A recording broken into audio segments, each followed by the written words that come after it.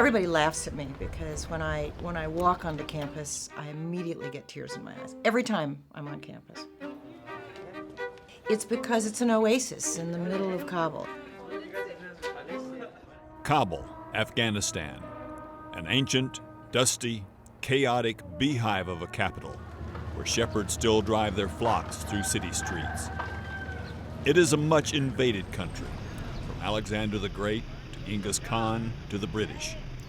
Since the 1970s, Kabul has seen the Soviet occupation, the Taliban reign of terror, the 2001 U.S. invasion, and the ongoing threat of civil war. Any dream of lasting peace has been elusive.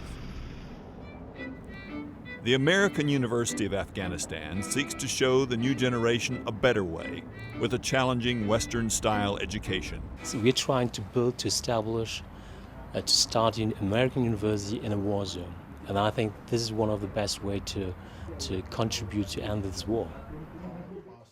By 2010, nearly 600 young Afghans have come to find the hope this oasis brings. I lived in Iran as a refugee for 19 years. I'm the first one from my village that came to university. Because I'm from a village in a remote area in the center of Afghanistan. It took me about 2 days to get there by car. So I'm a kind of representative of those people in here. 87 of 100 Afghan women are illiterate. The average total education for girls who go to school at all is 5 years. The mission of the American University of Afghanistan is committed to developing tolerance and mutual respect and creating opportunities for women as well as for men. What they find on our campus that they haven't been able to find often in their whole lives is they find safety and security and the ability to be themselves and the ability to learn and to excel. This university is a safe place. It's a safe place, yes. When you're in American university, you feel different. It's a different environment when you go outside, especially for girls like me. Mastery of English is highly valued in Afghanistan's capital and is a prerequisite for AUAF admission. The university offers undergraduate programs in business, information technology and computer science, and political science and public administration, as well as courses in law and other specialties.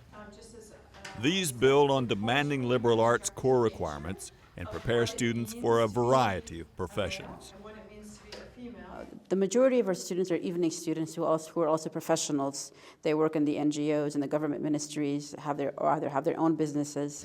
I'm surely training the future leaders of Afghanistan, that these are future business leaders, future parliamentarians, future ministers, maybe a future president. The students here are much more plugged into the world than I think many people would expect. And the reason for that, of course, is the obvious, the internet and their ability to see movies and things like that. And the students here are very, very motivated. They really want this education, and so they work very hard to get it. Still, outside the capital city, in other provinces from which many students come, the Taliban violently oppose Western education. I think it takes some bravery on the part of some of the students, and I think it's true also for some of the faculty members who are teaching there, who've come, many of them from the United States and other countries, and could be somewhere else. I sure am in danger because we have received warnings and condos from Taliban. My father has received letters from Taliban saying that do not let your daughters go to school. Syed's immediate family moved from their home province to shield Syed's path to the university. Taliban relatives back home, he says, would not spare him. They will kill us. We have seen lots of cases here, happened here in Afghanistan. Like most of students who comes to, universities, and they've been killed by these people. AUAF's goal is to remain independent of government and politics and to focus on its educational mission. We would like to serve this country, the future of this country, whether we have this government or another government. Students and families embrace the opportunity of attending the university. We have not ever seen today from the parents an obstacle that the students should not come to this university. On the contrary, the only problem that they may have is the financial means. It's green grass and it's roses and it's young men and women sitting on the ground reading books together or kicking a soccer ball. There's a normalcy to the campus. It's like a normal liberal arts college in any town in the United States. The overwhelming majority of Afghans want education for their children, both boys and girls, young men and young women. I had a direct experience of that. They value a good education. And a good education they receive. AUAF offers high-quality undergraduate programs and is developing much-needed graduate programs, including an MBA. We have a litmus test in the business school, and that litmus test is if an American student came to American University of Afghanistan and took classes here, he or she would see basically no difference from what goes on in a classroom in America. The university's reach extends beyond academic degrees. Working with Goldman Sachs in the Thunderbird School of Global Management, AUAF is nurturing female entrepreneurship through the 10,000 Women Initiative. Our program takes women in. We put them through development and education or entrepreneurship training, and they've never had those opportunities before. And it builds their self-esteem and their self-confidence. No one ever told them before, you can do it. The university's confining 5-acre compound is soon to blossom into a brand new 75-acre campus. The eagerly anticipated 15-fold expansion is expensive. Oh, something in the range of $600 million to develop it fully. Now that figure would hopefully support about 5,000 students, and that's our long-range goal, and that's the plan we have for the campus.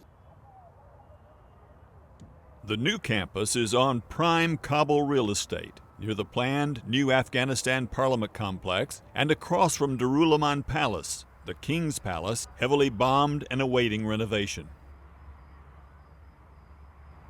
Reaching those ambitious dreams will not be easy.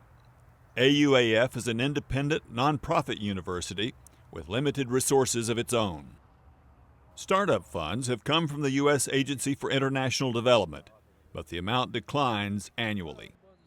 The key thing is it's a nascent university. It's a university that is just started, and to achieve its full potential, it's going to take time. Students who attend AUAF often have difficulty paying the tuition and fees, even though they are much less than universities in the U.S. and cover only a fraction of the actual cost of education. Scholarship support is a pressing need for these scholars, holding such bright prospects for the future of their country. These students do so much with so little that it is amazing. For example, transportation can be an issue, the internet can be an issue, computers can be an issue, the language skills are an issue, getting the books is an issue sometimes. So they have a lot of issues that American students have no concept of. But aside from the warm glow that can follow good works, what is the point? Why invest in a nascent university in an extraordinarily poor and troubled country? There are two ways that you can combat insurgencies. Number one is to make sure that the stomach is full. The other one is education. And the two goes hand in hand. I think this university will play a major role in promoting democracy, civil society,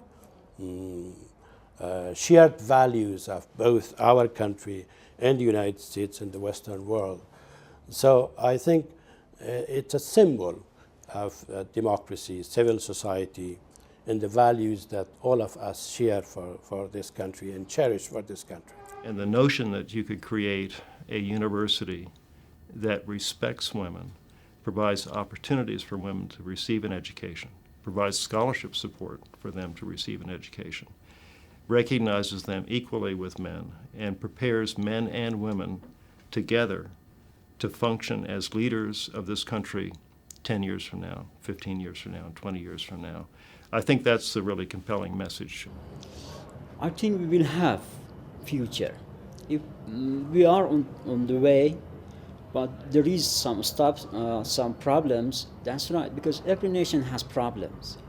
There is no nation that doesn't have any problem. There are a lot of worthy causes, but my personal feeling is that the American University is going to make a much, much bigger impact than a lot of other things that are going on in this country, and it is worth supporting.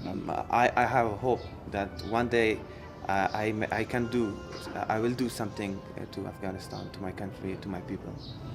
To make life better here. To make life better. Hopefully, we are going to be better for future. There is hope. That I believe in youth, I believe in myself, I believe on other youth that I see around this university. I believe that we can make a change.